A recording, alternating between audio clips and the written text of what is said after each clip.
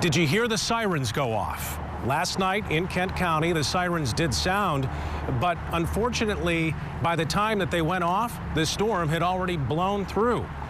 So what happened? Well, News 8's Joe LaFurgey tonight has more on those sirens and why maybe they aren't always as dependable as you need them to be. Last night's storm stirring the debate that we hear just about every time Mother Nature stirs things up. Just how reliable are the weather warning sirens?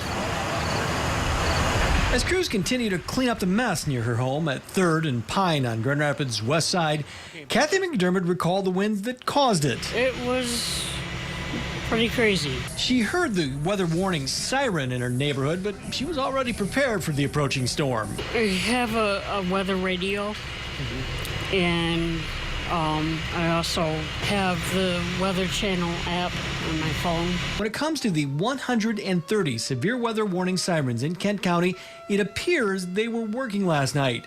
But in some cases, they sounded when the bad weather was already knocking at the front door.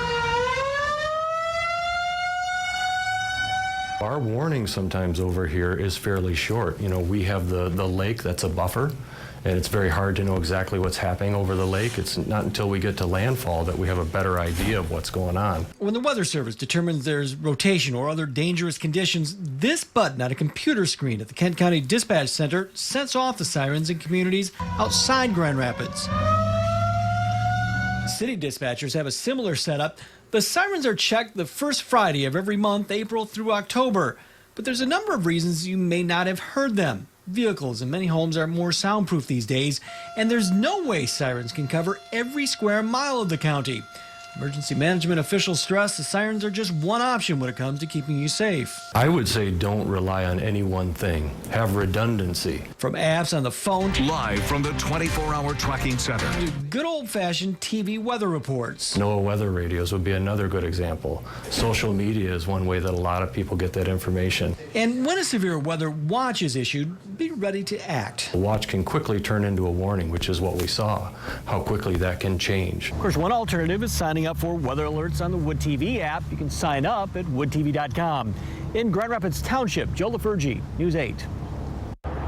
Yeah, Sue and Joe brings up a couple of good points there. You know, you think about the siren technology, that's about, what, 50, 60 years old. Right.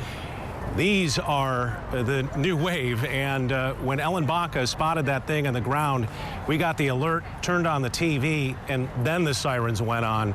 So it's important to have that weather app, certainly, and the go-to guys at Storm Team 8 who are watching these things happen. But tonight, cleanup is continuing, as we said. Still a lot of people in the dark. Roger Morgenstern says that consumers hoping to get everybody back on by tomorrow, but it might be into the weekend for folks out in Ada and whatnot, where it's a little more dense and you see all of the damage that they have to deal with just to get into the neighborhoods.